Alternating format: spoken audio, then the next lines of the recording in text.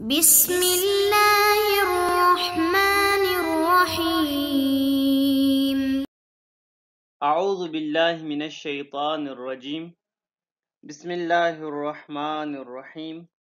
عزیز طلباء کرام، السلام علیکم ورحمۃ اللہ وبرکاتہ۔ امید ہے آپ سب خیر و عافیت سے ہوں گے۔ جواہر البلاغہ حصہ اول، سبق نمبر 74۔ جیسا کہ آپ عزیزان کے علم میں ہے، باب رابع مسند کے حالات و احوال کے بارے میں ہے۔ مسند کبھی جملے میں ذکر ہوتا ہے تو کبھی حذف ہوتا ہے، کبھی جملے میں مسند معرفہ لایا جاتا ہے تو کبھی نکرہ لایا جاتا ہے۔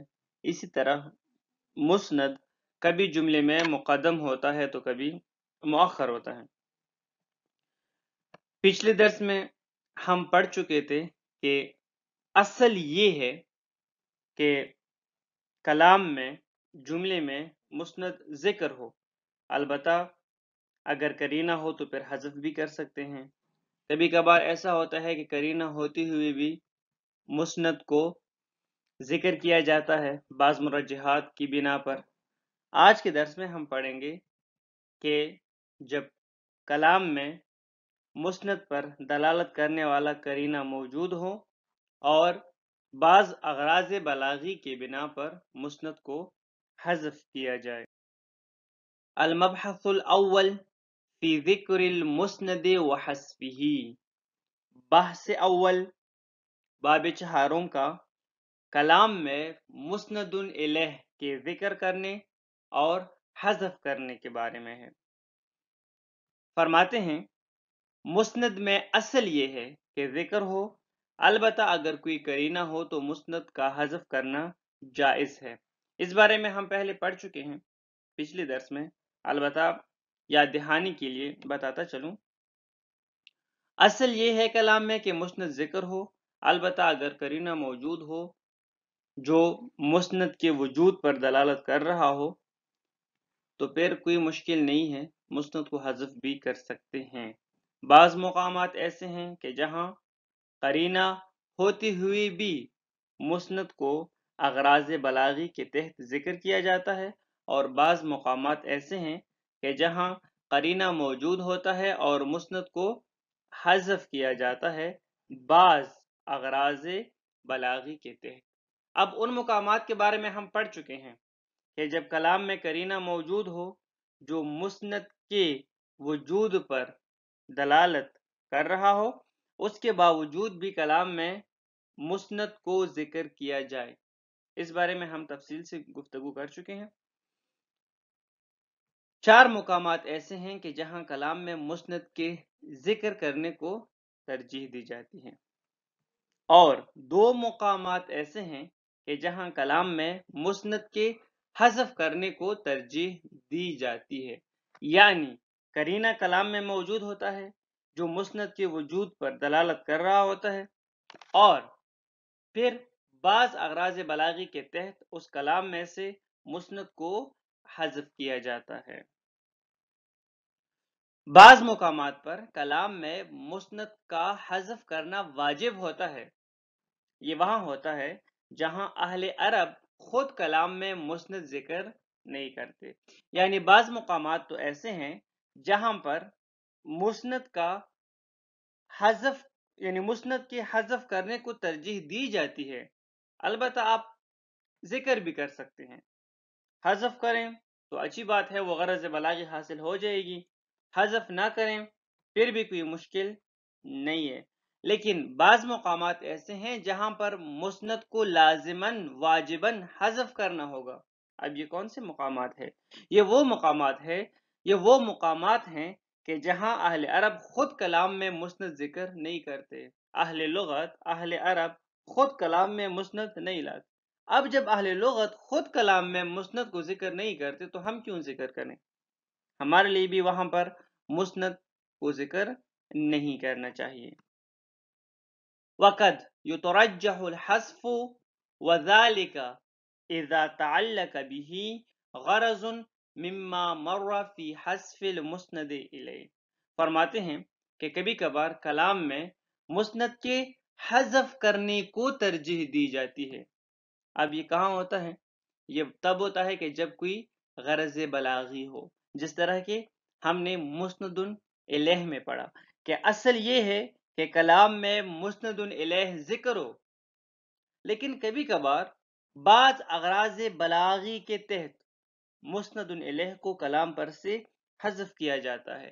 اسی طرح بے عینی مسند کے بارے میں بھی ہے کہ اصل یہ ہے کہ مسند کلام میں ذکر ہو، لیکن کبھی کبھار بعض اغراض بلاغی کے تحت مسند کو کلام میں سے حذف کیا جاتا ہے۔ البتہ مسند الیہ کو ہم کلام میں سے حذف کرتے ہیں تو ہو سکتا ہے اس کے اغراض بلاغی کچھ اور ہوں، اور جب ہم مسند کو کلام میں سے حذف کرتے ہیں تو ہو سکتا ہے کہ اغراض بلاغی کچھ اور ہوں۔ الاحتراز عن العبث، بے فائدہ کلام سے بچنا۔ اگرچہ جائز ہے، اگر وہاں پر مسند ہم لانا چاہیں کلام میں تو لا سکتے ہیں، لیکن ضرورت نہیں ہے، کلام ویسے تو لانی ہو جائے گی۔ نہ ہو جس طرح کے مثال ہے، خداوند تبارک و تعالیٰ کا فرمانا ہے ان اللہ بریء من المشرکین ورسولہ، سورہ توبہ آیت نمبر 3۔ یہ مکمل آیت اس طرح ہے، رسولہ الی الناس یوم الحج الاکبر ان اللہ بریء من المشرکین ورسولہ فإن تبتم فہو خیر لکم۔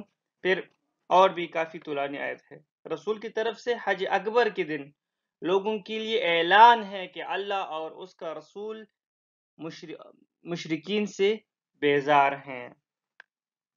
اب یہاں پر ہم دیکھتے ہیں کہ ان اللہ بریء من المشرکین ورسولہ، اصل میں ہے ورسولہ بریء منہم ورسولہ ایضاً، یا یعنی ورسولہ ایضاً، رسول بھی بری ہے مشرکین سے، رسول بھی، خدا کا رسول بھی بریء منہم، وہ بھی مشرکین سے بری ہے، لیکن بریء منہم کو لے کر نہیں آئے۔ کیوں لے کر نہیں آئے؟ فلو ذکر ھذا المحذوف لکان ذکرہ عبثا، اگر اس محذوف کو کلام میں ذکر کیا جاتا تو یہ کلام لاغو ہو جاتا، یہ نہ کہ پورے آیت نہیں، یعنی بریء منہم کا ذکر کرنا لاغو تھا۔ کیوں؟ لعدم الحاجت الیہ، اس کی طرف کوئی حاجت نہیں تھی، اس کے ذکر کرنے کی طرف کوئی حاجت نہیں تھی۔ بالفاظی دیگر قرینہ اتنا قوی ہے جب ایک جملے پر دوسرے جملے کو عطف کیا جاتا ہے، ایک لفظ پر دوسرے لفظ کو عطف کیا جاتا ہے تو وہاں پر قرینہ قوی ہوتا ہے، ضرورت نہیں ہوتی کہ وہاں پر مثلا اس طرح کی چیزوں کو لایا جائے۔ تو یہاں پر مسند کو کلام میں سے حذف کیا گیا ہے، ایک جملے کو دوسرے جملے پر ایک جملے کو دوسرے جملے کے اوپر عطف کیا گیا ہے اور پھر مسند کو حذف کیا گیا ہے۔ ایک واقعہ اور ایک اہم بات یہاں پر بتاتا چلوں، ہوا یہ واقعہ شیعہ اہل سنت کتابوں میں نقل ہے، سیرت کی کتابوں میں واقعہ نقل ہے، اس کے علاوہ گرامر، علم نحو کے جو مشہور کتابیں ہیں ان میں یہ واقعہ نقل ہے، کیونکہ یہاں سے ہی تو علم نحو کی بنیاد پڑی، علم قرات اور تجوید، یعنی علوم عربی کی بنیاد یہی واقعہ بنا۔ ہوا یہ کہ ابو الاسود الدؤلی، علامہ ذہبی کی کتاب ہے سیر و اعلام النبلاء کے نام سے، اہل سنت مشہور عالم دین ہیں، اس نے اپنے کتاب میں یہ واقعہ نقل کیا ہے، جلد 6 میں ہے کہ ہوا یہ ابو الاسود الدؤلی ایک دیہاتی کے ساتھ، یعنی دیہاتی تلاوت کر رہا تھا، وہاں سے ابو الاسود الدؤلی کا گزر ہوا، تو ابو الاسود الدؤلی نے سنا کہ وہ دیہاتی قرآن کی تلاوت کر رہے ہیں، لیکن کس انداز سے تلاوت کر رہے ہیں؟ مطلب غلط تلاوت کر رہا تھا، ان اللہ بریء من المشرکین ورسولہ، نعوذ باللہ، یہ تلاوت کر رہا تھا۔ لازم سی بات ہے، اگر ہم ورسولہ پڑھیں گے تو اس کا مطلب یہ ہوگا کہ اللہ اور اس کا رسول مشرکین سے بری ہیں، لیکن اگر ہم یہ پڑھیں گے کہ ورسولہ یعنی نعوذ باللہ کہ خدا مشرکین اور اپنے رسول سے بری ہیں۔ ابو الاسود دؤلی نے جب یہ سنا، اور اس دیہاتی کے ساتھ کوئی اور بندہ بیٹھا ہوا تھا، جیسے ہی دیہاتی نے یہ کہا تو اس دوسرے بندے نے کہا کہ اگر خدا اپنے رسول سے بری ہے تو پھر تو میں بھی بری ہوں، نعوذ باللہ۔ یہ جب سنا ابو الاسود دؤلی نے تو چونک اٹھا، حیران ہو گیا، یہ کیا معاملہ ہو گیا؟ قرآن مجید کی قراءت اگر اس طرح لوگ کریں گے تو یہ تو معاملہ خراب ہو جائے گا۔ وہ فوراً آیا مولا علی علیہ السلام کے پاس، اور جب مولا علی علیہ السلام کے پاس آیا تو یہ واقعہ مولا کو سنایا۔ بعض کتابوں میں ہے کہ مولا خود متوجہ ہو گئے تھے اس چیز کی طرف، اور یا خود مولا نے یا میں نے اپنے استاد سے سنا ہے مولا علی علیہ السلام کے بارے میں کہ مولا گزر رہے تھے، کسی دیہاتی نے اس طرح کا تلاوت کیا۔ البتہ سیر و اعلام النبلاء میں ابو الاسود دؤلی کا ذکر ہے کہ ابو الاسود دؤلی گزر رہے تھے اور یہ واقعہ پیش آیا، پھر وہ آیا مولا کے پاس، مولا کو یہ بیان کیا۔ جب مولا کو یہ بیان کیا گیا، اور وہ وقت بھی ایسا تھا کہ بہت سارے غیر عرب بھی مسلمان ہو چکے تھے، اور یہاں تک عربی ادب پر اثر پڑا تھا کہ عرب کے فصیح اور بلیغ جو افراد ہوتے تھے ان کے کلام میں بھی غلطیاں آنا شروع ہو گئی تھیں۔ معاملہ یہاں تک پہنچ چکا تھا، اور دوسری طرف قرآن مجید کی حفاظت بھی کرنی تھی، تو مولا علی علیہ السلام نے پھر کچھ قواعد سکھائے ابو الاسود دؤلی کو علم نحو کے۔ اس بارے میں پہلے بیان کر بھی چکا ہوں، تاریخ ابن عساکر میں موجود ہے۔ علم نحو کے قواعد سے کہے مولا نے ابو الاسود دؤلی کو، اور قراءت کا علم بھی مولا نے ابو الاسود دؤلی کو سکھایا۔ پھر اس کے بعد ابو الاسود دؤلی نے اپنے لیے ایک کاتب کو چنا، اور پھر کاتب سے کہا کہ میں پڑھتا رہوں گا، تو جہاں پر میرے ہونٹ کھل جائے وہاں پر حرف کے اوپر ایک نقطہ لگائیں، جہاں پر گول ہو جائیں وہاں پر حرف کے سامنے ایک نقطہ لگائیں، اور جہاں پر نیچے کی طرف آ جائیں، شکستگی کی صورت میں آ جائیں، تو وہاں پر حرف کے نیچے نقطہ لگانا۔ اس طرح ابو الاسود دؤلی نے قرآن مجید کے اوپر اعراب گزاری کی، اور پھر بعد میں خلیل ابن احمد فراہیدی نے اس علم کو پیک تک پہنچایا۔ جتنی بھی علوم ہے، علوم اسلامی جتنی بھی ہے، تمام کی بنیاد اہل البیت علیہ السلام نے رکھی ہے۔ اب لازم سی بات ہے، اب جب کلمہ اور کلام کا تعارف مولا علی علیہ السلام نے کیا، تو اب ہم جس لحاظ سے بھی کلمے سے بحث کریں، حالات سے کے لحاظ سے کریں، تصریف کے لحاظ سے کریں، یا ہم کلام اور کلمے سے اعراب گزاری کے لحاظ سے بحث کریں، جس لحاظ سے بھی بحث کریں گے تو جو بھی علم بنے گا، جو بھی علم ہمارے سامنے آئے گا، تو اس کی بنیاد تو مولا نے رکھی نا، کیونکہ کلمہ اور کلام تو مولا نے متعارف فرمائے۔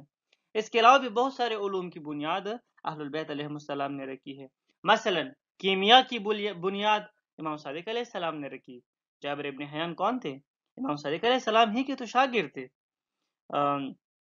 ڈاکٹر نوید سید، ڈاکٹر نوید امام سید کا ایک مقالہ ہے، آج کل کے بہترین ایک پایا عالمی لیول کے سائنٹسٹ ہیں، جنہوں نے ایک چپ بھی ایجاد کی ہے، ایک عجیب و غریب چپ۔ تو وہ اپنے اس مقالے میں لکھتے ہیں کہ جابر ابن حیان، باقاعدگی سے جابر ابن حیان نے کہا ہے، اور ان کے جو یعنی آج کل ان کے جو جابر ابن حیان کی جو باتیں موجود ہیں مختلف بکس کی صورت میں، ان میں یہ لکھا ہوا ہے کہ مجھے کیمیا کا علم اور بخارات کے بارے میں جو علم ہے یہ امام صادق نے سکھایا، اور یہ اس کا اپنا تھا، یعنی اس نے یہ علم کسی سے سیکھا نہیں تھا، وہ اس علم میں کسی کا شاگرد نہیں بنا تھا، اس نے مجھے علم سکھایا ہے۔ تو باہر کے ایک بہت بڑا احسان ہے علم کے اوپر اور مسلمانی کے اوپر اہل البیت علیہ السلام کا۔ اور بعض حدیث میں تو یوں بھی یہ بھی آیا ہوا ہے کہ مولا علی علیہ السلام کے پاس کتنی علوم تھے، حیران کن ہے، یعنی جب وہ حدیث ہم پڑھتے ہیں تو حیران کن ہے۔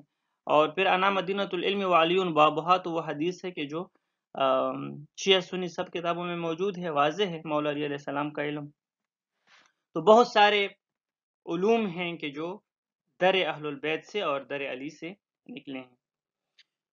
ذیق المقام ان اطالت الکلام، کبھی کبھار مسند کو اس لیے حذف کیا جاتا ہے کلام میں سے کہ مقام ایسا ہوتا ہے کہ جہاں پر کلام مختصر کی جائے، کلام طولانی نہ ہو۔ کقولہ شاعر، اب کلام طولانی نہ ہو، اس کی کوئی بھی وجہ ہو سکتا ہے، یعنی حیرانگی اور پریشانی کا وجہ بھی ہو سکتا ہے، وزن شعری بھی کوئی بھی وجہ ہو سکتا ہے. جس طرح کہ شاعر کا شعر ہے، نحن بما عندنا وانت بما عندك رازن والرأی مختلف. یہاں پر یہ ان نہیں ہے، یہ عندك ہے، لیکن ایسا ہی کتاب میں لکھا ہوا ہے اور بعض دفعہ ایسا ہی لکھا جاتا ہے، ایک ہی حرف کو دو ٹکڑے کر کے، ایک اس طرف دوسرا دوسری طرف. جو کچھ ہمارے پاس ہے ہم اس پر خوش ہیں، اور تمہارے پاس جو کچھ ہے تم اس پر خوش ہو، لیکن رائے یعنی فکر ہر کسی کا مختلف ہوتا ہے. ابھی اس شعر میں آپ دیکھیں، نحن بما عندنا راضون فحذف لضیق المقام. نحن بما عندنا راضون، راضون اس جملے میں، اس شعر میں پہلے بند میں مسند ہے. کیوں حذف کیا گیا ہے؟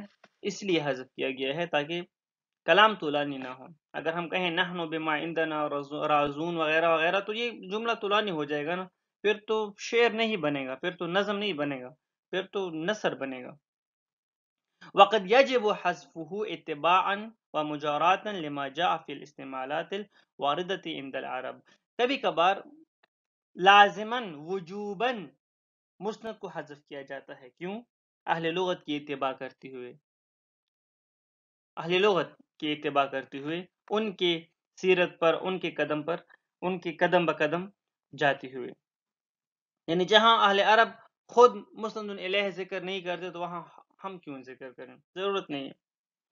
کچھ مقامات ایسے ہیں جہاں پر وہ ذکر ہی نہیں کرتے، جیسے کہ خداوند تبارک و تعالی کا فرمانا ہے، لولا لولا انتم لکنا مؤمنین، سورۃ السبا آیت نمبر 31.